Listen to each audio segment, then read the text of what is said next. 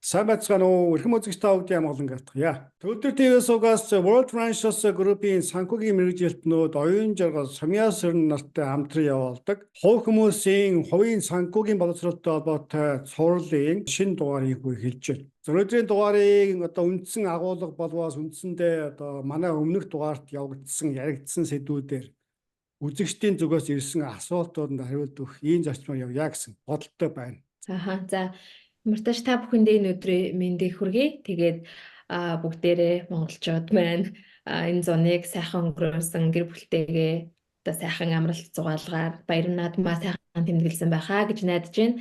Тэгээ бидний зүгээс өнгөрсөн энэ жилдээ баг 10-аад ярилцлагыг мэдээллийг бэлтгэж хүргэсэн байна. Тэгээд яг ерөнхийдөө таны санхүүгийн мэдлэгт буюу боловсрал олгох тийм ээ community-тэй серв хийж байгаа бид гурийн гол зорилго байгаа. Боловсрал олгох энэ хүрээнд яг 10 ярилцлагын хүрээнд давтагдаж ирдэг асуултууд болон үзэгчдээс байнга ирдэг мөн үзэгчдээс болон Монгол клиентуудаас мань асуудаг асуултуудыг ерөнхийдөө бид гур базаж хүргээд яг гол мэдээллүүдийг товч бөгөөд тодорхой яриад явъя. Тэгээд илүү дэлгэрэнгүй ингээд бодит мэдээлэл авах нэг бүрчлэн уулзах бол мэдээж битээртэй холбогдоод уулзаж мэдээлэл авахд хизээд ерөөсөө боломжтой гэсэн үг. За юуны өмнө төвлөр хата баярлалаа тийм ээ. Тэгээд юуны өмнө ярилцлага эхлэхээс өмнө Оюкапит 2-гаас тодруулга хэлэхэд зүйтэй гэж бодож байна.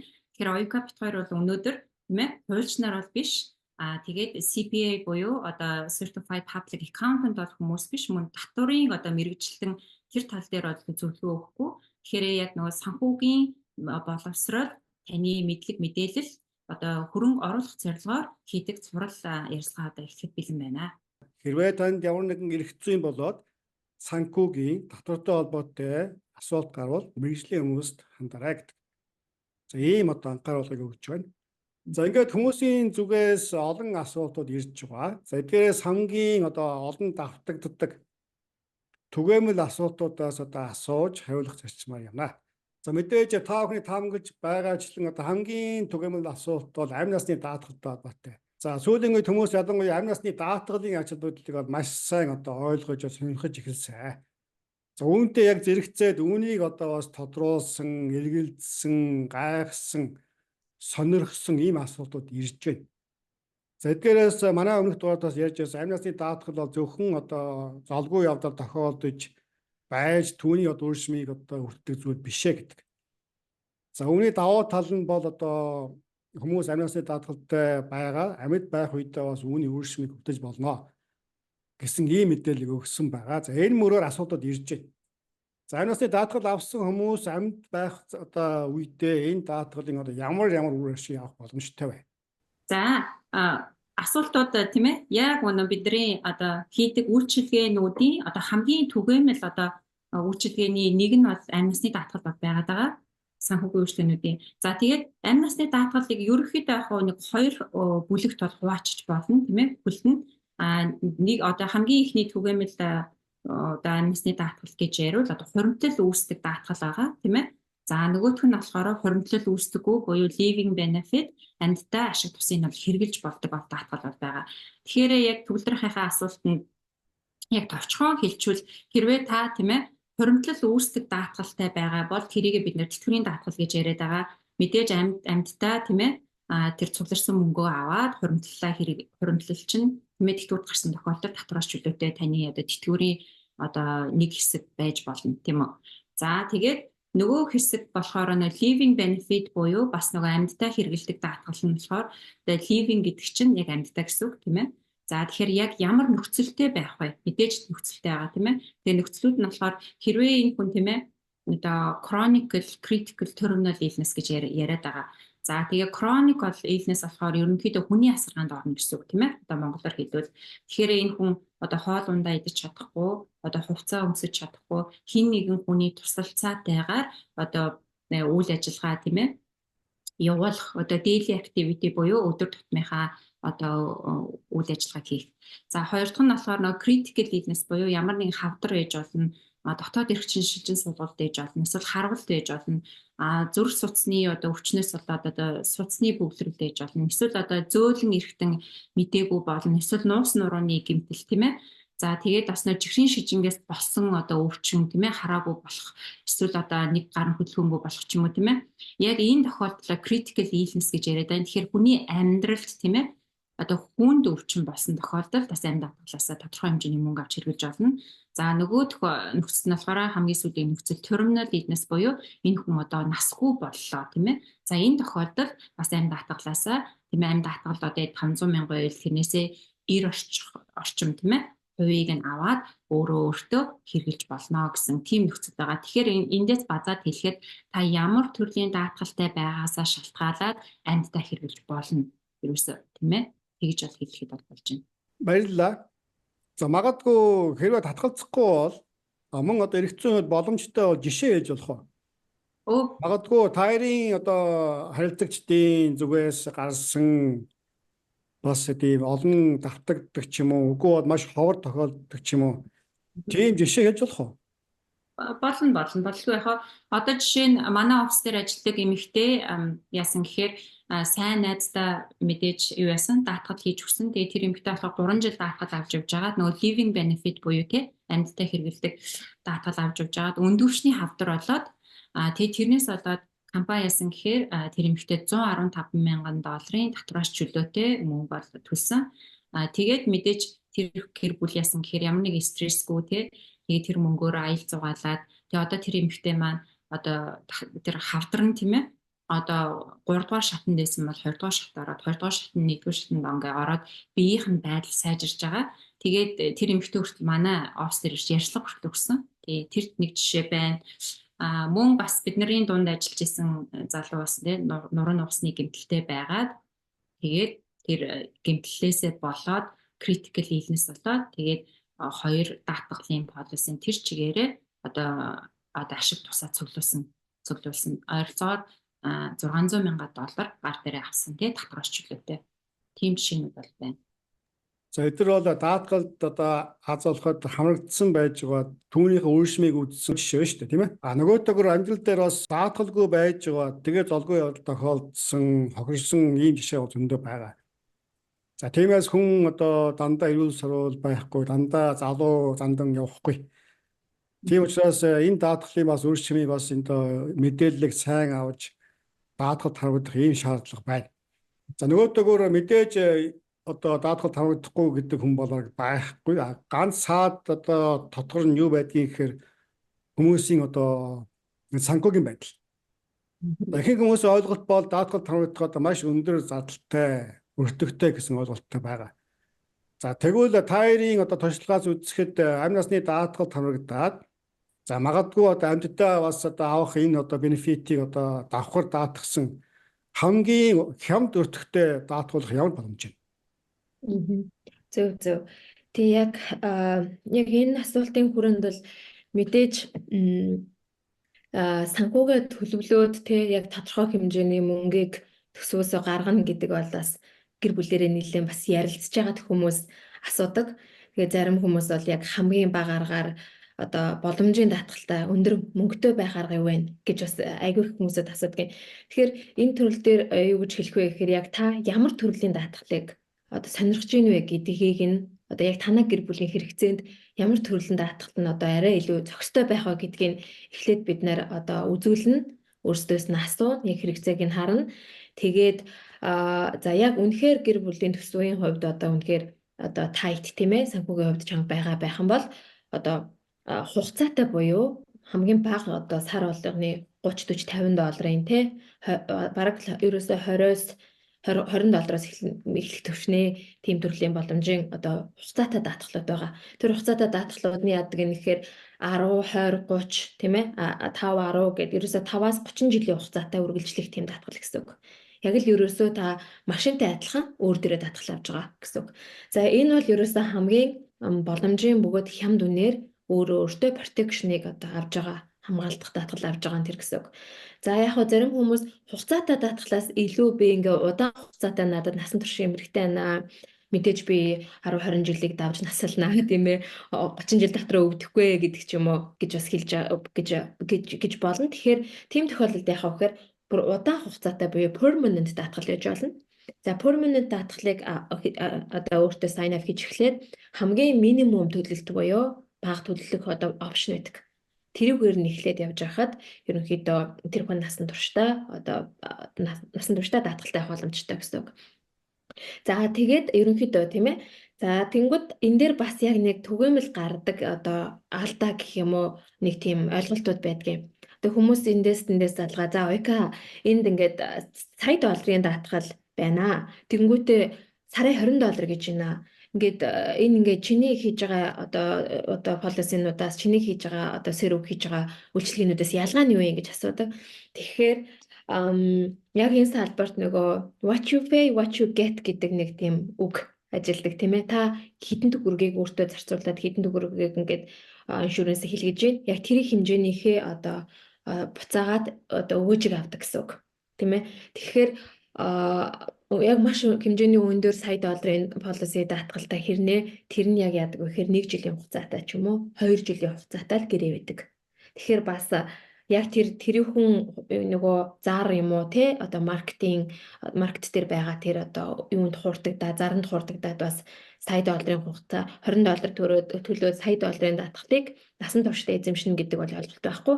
Тэр бол 1 жилийн 2 жилийн хугацаанд тэгээд дуустаг. Тийм бас планууд байдаг.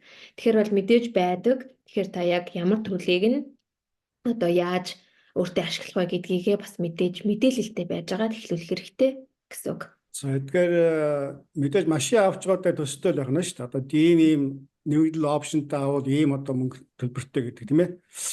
Тэрүүн шиг даатгалын одоо хэрэгцээгээ өөрийн хувь санхүүгийн одоо байдалтай зохицуулж уялдуулан авах. За үүний тулд манай Сумын сургуулийн оюун жаргал нартай одоо маш зөвлөлдөж сайн мэдээлэл авсны үндсэндээ даатгуулах ийм шаардлага байна. За магадгүй удаан хугацаагаар даатгал авсан гэж тооцсон юм. Магадгүй 10, 20, 30, 40 жилийн хугацаатай. За гэтэл амьдралын шаардлагаар Монгол буцах ч юм уу өөр улс оронд одоо удаан хугацаагаар амьдрах ийм шаардлага үүсчээ. За энэ тохиолдолд тухайн одоо удаан хугацаатай одоо даатгалын хувьд ямар нэгэн одоо таг үзүүл гарах уу?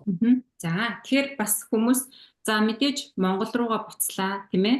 Монголдо би ингээ амьдрахаар болчлоо гэсэн хүмүүс бол байгаа. Мэдээж тэгэхээр хамгийн гол нь та Америкта байх хугацаанд одоо ерөнхийдөө энэ насан туршийн даатгал чинь та 13-аас 15 жил төлчөөд ерөнхийдөө төлөө дуусчлаа тийм ээ.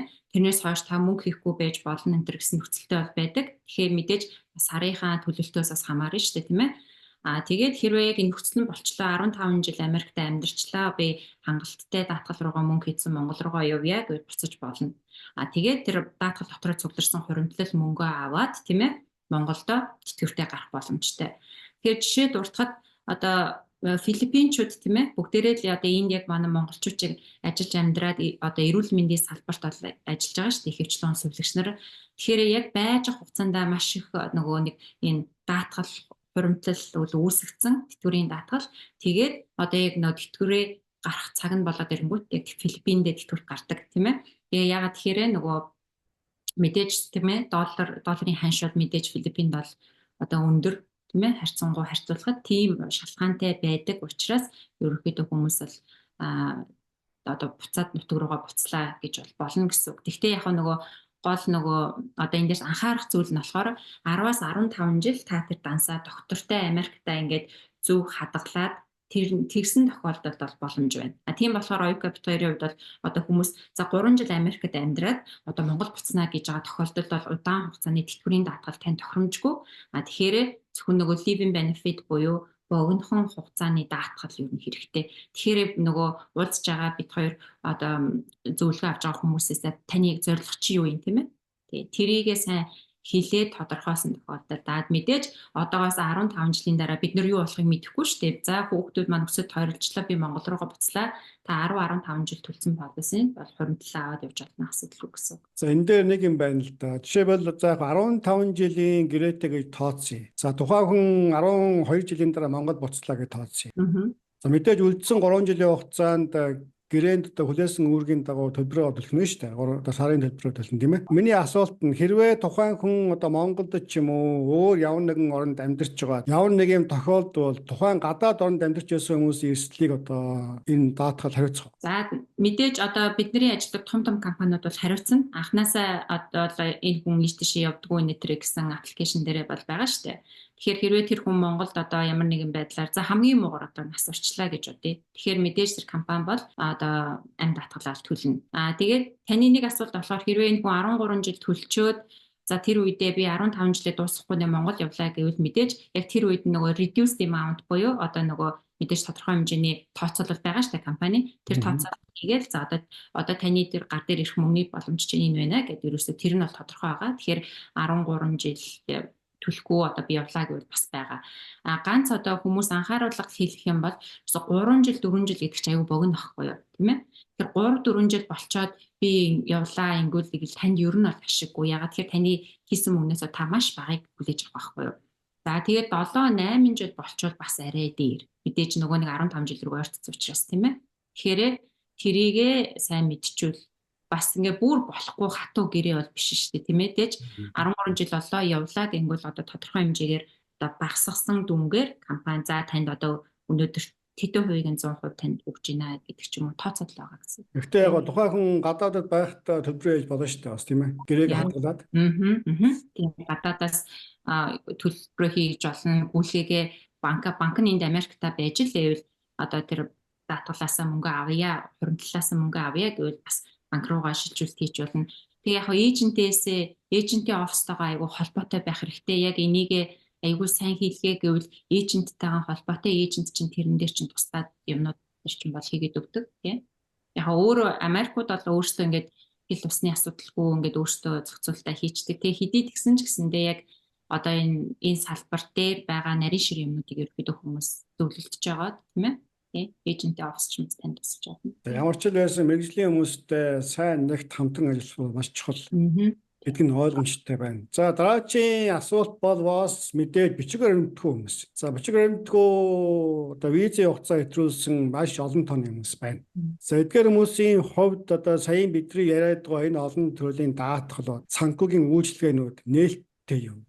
Тэднээс одоо эдгээр хүмүүс ийм үйлчлэг авах ямар арга зам байна? Зөв. Визний хугацаа хэтрүүлсэн гэдэг дээр за ингэж үздэг юм байна. Америкт ерөнхийдөө та хөлөөрөө одоо нөгөө хилт аваад одоо алхаад ороод ирж байгаа хүмүүс шүү дээ. Тийм биш тохиолдолд тийм ээ. Аэропортоор орж ирээд одоо паспорт дээр стамп даруулаад яг орж ирээд хичнээн нөгөө одоо overstay гэдэг юм тий. Одоо илүү нөгөө визнийхээ хугацаагаас хэтрүүлж амьдрсныг crime гэж үздэггүй гинэ.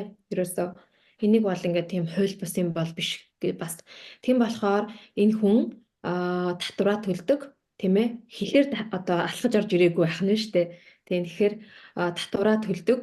Тэгээд жил паспортаараа стамп даруулсан байгаад тийм ээ яг албан ёсны орж ирсэн. Тэгээ хичнээн одоо харлсан ч бай тийм ээ overstay болсон ч бай татвар төлөгчийн дугаараа аваад 1 жил 2 жил төлсөн байхад ерөнхийдөө policy одоо яг бидний хийдэг сервис хийдэг үйлчилгээнүүд төр бол болдог. Тий. Тэгэнгүүт зарим дансуудыг бол яг хоо одоо government-с контролддаг дансуудад бол ялтчгүй regulation дүрм журам бас байдаг. Тэгээд зарим нь яг эхлүүлээд үүсгэд явж иж болдог. Хэрнээ яг буцаагаад аваад хэрэглэх тохиолдолд татвар төлдөг. Татварын одоо regulation-ээр явдгаа гэсэн үг. Тэгэхээр яг тэр болгоноос шалтгаална. За тэгээд бидний хийж байгаа одоо энэ тэтгэврийн даатгал тийм ээ нэг одоо ерөнхийдөө даатгал дээр төшөглөж одоо даатгалын гэрээнд ор бид нэр одоо тэтгэврийн хуримтлал болон бас даатгалыг хийж өгч юм тийм ээ. Тэгэхээр яг энэний хүрээнд яадаг гэхээр цаанаасаа компани болгон foreign nationalist одоо хүмүүс зориулсан underwriting одоо категоритой байдаг. Тэгэхээр яг ийм хүмүүсүүдэд одоо ITIN гэдэг категориор явдаг. За эсвэл яг ногоон карта аваагүй байгаа. За эсвэл ямар нэгэн нөгөө asylum seeker хүмүүс байж болно тий эсвэл одоо ямар ч төрлийн ангилалтай байж болно. Тэгэхээр тийм тохиолдлуудад яг тусгай хуулийн категори гаргаж яг тэрний дагуу policy одоо тэнцэх одоо бүх одоо дансуудаа хийх боломжтой болдог гэсэн үг. Хэрвээ үнэхээр одоо болохгүй бол анханасаа шууд decline болно танд offer өгөх боломжгүй Тэгэхээр хүмүүс одоо ингээд жилийн дараа 2 жилийн дараа гэх юм уу те хүмүүс асуудаг энэ окей одоо эн чинь ингэдэг юм уу бид нэр одоо ийм байгаа тохиолдолд энэ полисиг төлдөг юм уу одоо их чинь кэш одоо хуримтлалаа гаргаад авбал яах вэ эсвэл би өгдөгөл яах вэ гэд байн одоо эргэлзэж асууж эхэлдэг. Тэгэхээр энэ тохиолдолд бол хэрвээ танд өгөхгүй байсан бол анханасаа өгөхгүй. Тэгэхээр анханасаа цаанаасаа хуулийн бүх ингээд хэрэгжилтэнд гүзээд яг хуулийн дагуу одоо бүх процесс аль бие усны байдаг учраас одоо болсон гэсэн үг. Тэгэхээр энэ дээр бол санаа зовлтгүй тэгж ажилдгаа гэсэн үг. Дараагийн асуулт бол гэрээ гэрээслэл. За энэ гэрээ гэрээслийн тухай товчхон мэдээлэл өгөх. Нэг ялангуяа will and trust гэдэг хоёр юм яриад байгаа шүү тийм ээ. Энэ хооронд одоо ямар ялгаа байна?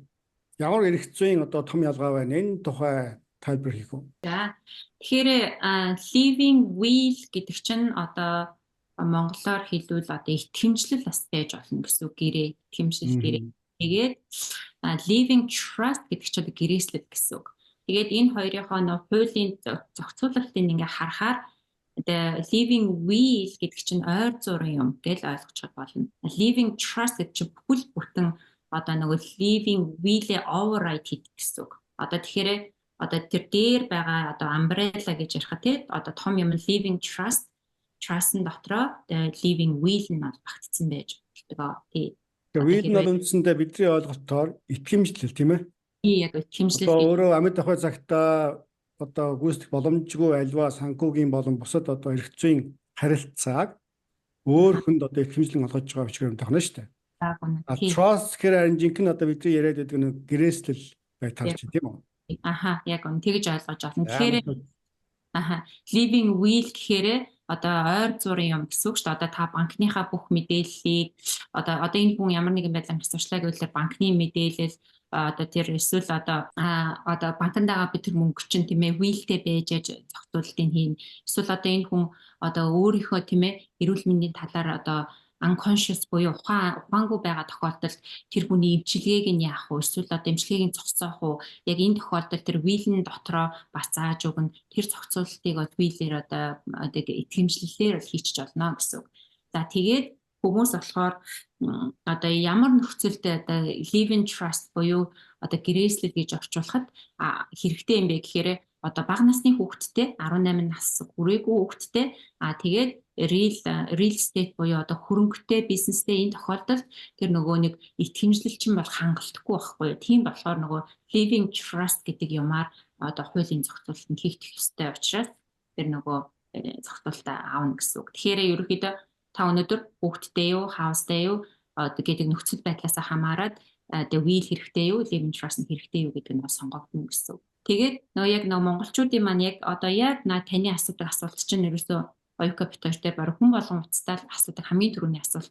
Би ингээд өөрөө тийм ээ одоо манай хаусныхаа одоо тайтл энтрийг өөрөө би ингээд хийчлээ. Тэгэнгүүтээ одоо яг нэг одоо онлайнаар ороод одоо хүмүүс чинь тэр нөгөө одоо тэр итгэмжлэл wheeling одоо формыг олоод бүгэлчлөө.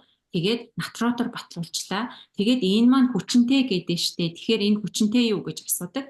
Тэгэхээр яг одоо яг энэ дээр бол нэг шууд хариу өгөхөд одоо яг шүүх тэрийг хүлээн 100% хүлээн зөвшөөрөх үү гэвэл тэр чинь харин маргаантай байд юм байна. Тэгэхээр шүүх магадгүй зөвшөөрч магадгүй зөвшөөрөхгүй ч магадгүй тийм ээ. Тэгэхээр яг одоо жишээ нь мэдээж та тэр хүүхэн үр хүүхдүүдийнхаа тийм ээ ирээдүйн асуудлыг тэгэж одоо jeopardize буюу мэрсгэлтэй байдлаар хийх үү эсвэл яг хуульчаар нь суугаад тэгээд хуульчаар нь хийлэгчхүү тэгээд тэр хуульчаар хийлгсэн мэдээж will living trust бол яг нөгөө шүүхээр орох шаардлагагүй тийм ээ бүх одоо арын тэр асуудал чинь зохицуулагдана гэсэн үг. Тэгэхээр хүмүүс тэгэж болох уу яг болно. Гэхдээ яг нөгөө 100% тэр чинь ажиллана гэсэн баталгаагүй гэсэн үг байхгүй юу? Одоо шийвэл кинон дээр гардаг шүү дээ. Хүмүүс өөрсдийнх гэрээслийг бичээд хайцхан тийгээд гоцсон доогоор хийцэн мэдэг шүү дээ. Тэр бол одоо эрх зүйн бүрэн чадамжтай одоо бичгээр энд бол биш байж болно л гэж юм тийм ээ. Яг тий болохгүй биш болно. Гэхдээ яг тэр чинь 100% одоо шүүхээр пасс буюу одоо шүүгч хүлээн зөвшөөрөх үү гэдэг л байна. Ер нь бол хамгийн сүүлд бол шүүх хүлээн зөвшөөрөхгүй л гэдэг асуудал байгаа байхгүй юу? Хэрвээ шүүх үгүй энэ хангалтгүй одоо энэ танай хаусыг одоо энэ таны хэлсэн одоо энэ гэрээслэлээр чинь хүүхдүүд чинь очихгүй гэвэл тэгэл одоо шүүхийн зардал тэгэл стейт ороод ирнэ. Тэгэл тэр хүн чинь иргэн үү иргэн биш үү гэл одоо ингээд бүх асуудал үүсээд явах байхгүй. Тэгэхээр яг тэр асуудлаас үүсэж байгаа одоо нэгдүгээр цаг хугацаа алдна, хоёрдугаар нөгөө нэг шүүхийн зардал гэдэг ямыг одоо ард үдчихэж байгаа хүн чинь яг тэрийг зохицуулах чадвартай чадваргүй юу гэдэг чинь л ер нь байгаад байгаа байхгүй тийм ээ. Тэр шүүхийн зардал бол яг тухайн тэр хөрөнгөний 4-5% шүүхийн зардал буюу administration fee гэж авдаг. Тэгэхээр хэдийн хэмжээний statement тэндээсээ шүүхийн зардлыг төлнө гэсэн үг байгаа тийм. За тэгээд дээрэс нь эндээс хэлэхэд амнистийн даатгалаас бусад бүх таны хөрөнгөд шүүхээр дамжих ёстой гэсэн үг. Амнистийн даатгалын чек буюу хэн нэгэн хүнийг өв залгамжлах бенефишиаригээр тавилаа. Тэр бол угаасаа яг хуулийн дагуу шууд тэр чек нь тэр одоо өв залгамжлсан хүн лөө шууд очдог гэсэн үг. Ямар ч тийм одоо нийшүү тийш репорт хийх шаардлага байхгүй. Тэгэнгүүт бусад бүх хөрөнгүүд тийм ээ одоо 401 кад байгаа дансууд юм уу, Рота Аяра юм уу тий одоо нөгөө машин одоо данс банкны данс, байшингийн одоо гэрээ байшин сав юу вэ? Тэр бүгд ерөөсөө дараагийн хүнлэг очихын тулд пробейтер дамждаг. Тэгэхээр тэн дээрээс тусгаалan татварын асуудлууд гарч ирж байна. Дээрээс нь шүүхийн зардлууд бас гарч байна. Тэг дээрээс нь стресс энэ тийм ээ. Тэг дээрээс нь маш их хэмжээний хугацаа 6 сараас жил 6 сар хүртэл хугацааг одоо алддаг гэсэн үг. За таарийн хувьд энэ хүү одоо гэрээ гэрээслийн харилцааг бол өөрсдийн хуульчаар дамжуулж хийж байгаа тийм үү? Эхний зөвлөгөөг бол таар өгөөд яг одоо бодит харилцааг бол хуульч хариуцсан гүйцэтгэнэ гэж ойлгосон зүг биз дээ тийм ээ? Битэрийн хувьд ерөнхий чиглүүлж өгдөг. Тэгээд яг хуульч нар маань бас яаж ажилддаг вэ гэхээр 45 минутын консультас гэдэг үнэгүй. Тэгэхээр яг цаг аваад уулздаг. Тэгээд дараа нь яг тэр хүний яг энэ хүн яг юу хийлгэх хэрэгтэй байна гэдгийг нь харж агаад цаашаа арай илүү лавшруулад ажиллаж болдог гэсэн үг. Шинтон цаг минутын консалт үнэгүй юу? Тий, үнэгүй. Тэгээд 45 минут 30 минут болсон байна уу гэсэн мэт. 30 минут. Тий, 30 минут орчим үнэгүй одоо хуульчийн зөвлөгөө аваад тэгээ шийдвэр гаргах боломжтой байна. За дараагийн бас нэг асуулт бол одоо өндөр настай хүмүүс. За бидний донд одоо өндөр настай хүмүүс чамгүй олон байна. За тэдгээр хүмүүсийн хувьд мөн одоо ялгаагүй эрүүл мэндийн хувьд, амь насны одоо даатгалын хувьд бас боломжийн өртөг зардалтай, даатгалтай бай гэсэн хүмүүс бол чамгүй олон байгаа. За эдгээр хүмүүст одоо магадгүй насны одоо нөхцөлийн улмаас бас хүндрэлтэй ийм талууд байна уу? Өндөр настай хүмүүст одоо таарийн зөвлөх боломжийн даатгалын одоо санхүүгийн үйлчилгээ ямар үйлчилгээ байна? Зөв. За яг энэ асуултын хүрээнд хүмүүс маш их залгадаг л да бит хоёрлоо бол энэ бол бүр хамгийн их ирдэг асуултуудын нэг. Тэгээд одоо манай Америкт амьдарч байгаа монголчуудын одоо монгол community эхний generation бараг нэг 25 жил мэл болж байгаа юм байна. Тийм ээ. Тэгээ яг 25 жил амьдраад тэгээд дараагийн хүүхдүүдтэй ингээд суурийн тавиад тэгээд ялтчгүй манайхан жоохон өөрийгөө тэр үедээ ингээд үнэхээр хайцсан байна. Одоо аргагүй л дээ мэрэгжлийн хүмүүс байгаагүй эхэл дээрээ мэдээлэл аваад ингээд зөв сонголтоо хийх боломж байгаагүй тийм бас одоо маш их тийм хүнд үед амьдарч ирсэн байгаа. Угаас одооны үеийг харьцуулбал те одоо бол хизээ хинлүү залгаад яг мэдлэгээ одоо авчиж болдог. За тэгэнгүүт яг ийм насны хүмүүс төр яаж байна вэ гэхээр одоо ихвчлэн 60 хүрсэн байна, 65 хүрсэн байна. Одоо янз янзын одоо би ихвчлэн бол яг 65-аас дээш насны, 60-аас дээш насны хүмүүсүүдийг гэж ангилж бас хэлж болно. Тэгэхээр нэгдүгээр тэтгэврийн хуримтлал үүсгээгүй байна. Энэ хүмүүс нь тийм ээ. За тэгээд хоёрдугаарт даатгал гэдэг асуудал бол маш чухал яригдж байна. За тэтгэврийн хуримтлалыг яах вэ гэхээр мэдээж тэтгэвэр бол 3 хөлтөө ширээ өөрөө хуримтлал үүсгдэг компаниас ирдэг тэгээд дээрэс нь улсын халамж гэдээ яриад байгаа тийм. За тэгэнгүүт өөрөө хуримтлал үүсгээгүй ямар нэгэн компанид ажиллаагүй байгаа. Тэгэхээр тэтгэврийн тэнгууд яах вэ гэхээр энэ хүмүүс хэрвээ 10 жил энд ядаж одоо ажилласан татвараа төлсөн байгаа тохиолдолд нийгмийн даатгалын сан буюу одоо юу ирж болох юм? Одоо social security сангаас одоо хуримтлалаа тийм ээ одоо хэдэн төгрөгийн тэтгэмж олгох юм тэрийгээ одоо хараад үз шалгаж болно. За тэтгэврийн хувьд тийм ээ. За зарим тохиолдолд бол яг одоо бусад өөр төрлийн тэтгэврүүдийн дансуудын хувьд бол яг оройтсан байна. Гэхдээ бас хураасан одоо хэмжээний мөнгө байгаад одоо кэш байгаа тохиолдолд тэтгэврийн дансуудыг бас худалдаж авч болдог. Насан туршийн пеншн плануудыг худалдаж авч болдог гэсэн үг. За тэгэхээр хэдий хэмжээний бас asset хөрөнгө тодорхой хэмжээний мөнгө байна. Тэндээсээ бас шалтгаалнаа гэсэн үг. За тэтгэврийн хувь дээр тийм ээ. За даатгалын тал дээр гэвэл за 60-наас хүрсэн, за 65, за эсвэл зарим нэг эрүүл мэндийн асуудалтай тийм байгаа тохиолдолд бол хэрийн одоо даатгалын дансуудад тэнцэхэд бол маш хэцүү болно. Тэгэхээр мэдээж яг бид нэр олон компаниудтай ажиллагийн давуу талыг одоо ашиглаад мэдээж клиенттай ямар ч гэсэн сайн даатгалыг олж өгөх гэж хичээдэг. За тэгээд хамгийн бүр байгдаг гэхэд одоо хамгийн одоо сүүлийн хувилбар гэх юм бол яг хамгийн анхны гарсан даатгалуудын загварууд буюу одоо whole life policy-ны одоо хамгийн сүүлийн тийм загвар байдаг. Тэр policy-г бас тэрийг одоо Everest-ийн одоо сервис үйлчилгээ гэж одоо бид нэрлэдэг. Тэгэхээр тийм policy-нд бас offer аваад одоо тэнцэх боломж бас байдаг. Тэгэхээр бас яг мэдээж оройтсан байгаа. Гэхдээ бас ингээд юучгүй хоосон бас байхгүй гэдэг бас нэг тийм одоо санааг л бид нэр хэлэх гээд байгаа. Тэгэхээр ер нь бол 65, 70 настай, за 85-аас хүрээгүй 85 наснаас хойш боломжгүй болдог. Тэгээ 60-аас хойш 65-аас 85 нас хүртэл бол ерөнхийдөө бага хэмжээний ч гэсэн даатгалтай байх бас боломжууд байдаг гэсэн үг.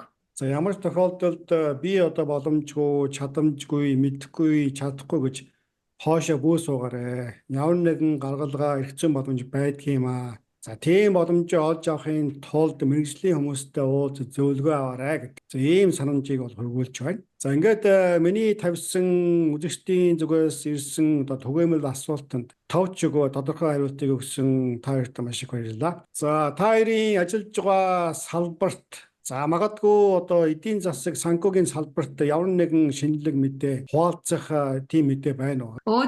Тийм юм байгаа. Тэгэхээр 9 сар маань одоо амь насны даатгалын ингээд life insurance awareness month буюу одоо амь даатгалын тийм ээ ашиг тусыг гэр бүлүүдэд хүргэх, сурталчлах одоо тэрний талаар дэлгэрэнгүй мэдээлэл өгдөг сар одоо бол эхэлж байна. Тэгэхээр 9 сард бол бид нар маш их одоо тэр сарынхаа дагуу мэдээлэл одоо оюука бит хоёр бол сошиал медиагаараа бол цацнаа. Тэгээд хэрэгтэй хүмүүстэй болохоор монголоор бит хоёр өөрсдөө ингээд бас ярьцгаа хийгээд явж байгаа гэсэн үг.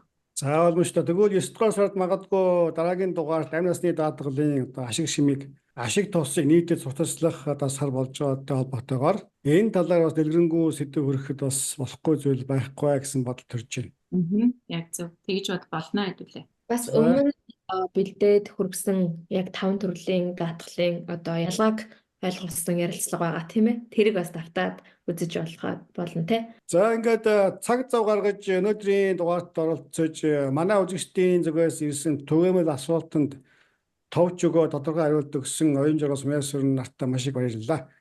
За ингээд нэвтрүүлгийн үлдэж байгаа одоо жоохон хугацаанд та хоёрын зүгээс магадгүй бас хэлхийг хүсэж ирсэн ийм зүйлс байвал хэлээд өнөөдрийн дугаараа өндөрлөё.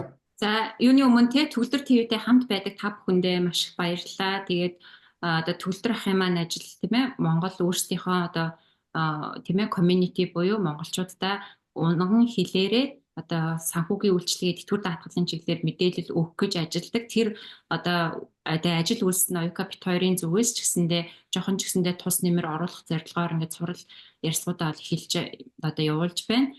Тэгээд энэний дагуу асуултууд явуулсан тийм ээ асуултууд одоо явуулсан тэр хүмүүстээ бас баярлалаа гэж хэлэхэд таатай байна тийм ээ. Тэгээ одоо магадгүй 2 дахь 3 дахь 4 дахь генерашн монголчууд маань ерөөсөө даатгал санхүү хөгжлийн талаар баг ус цас шиг болох зорилготой тийм ээ. Тэгээд ажиллаж байгаа. За мөн өнөөдрийн асуугдсан асуултууд болон дараагийн өөр ямар нэгэн асуултууд байх юм бол та хэд үзэгчд маань яах вэ гэхээр бидний имэйл хаягаар холбогдоод бас асуултуудаа явуулж болно. Зарим тохиолдолд утсандаа хариулах бас боломжгүй байж болно те. Тэгээ имэйл хаягаар бас асуултаа асуугаад утасныхаа дугаар үлдээд явах юм бол бид нэр эргээд холбогдоод мэдээлэлээс өгч болно гэсэн. Өнөөдрийн дугаарт анхаарлаа хандуулсан нийт үзэгч та бүхэндээ маш их баярлалаа. Дараагийн дугаараар дахин уулзъя.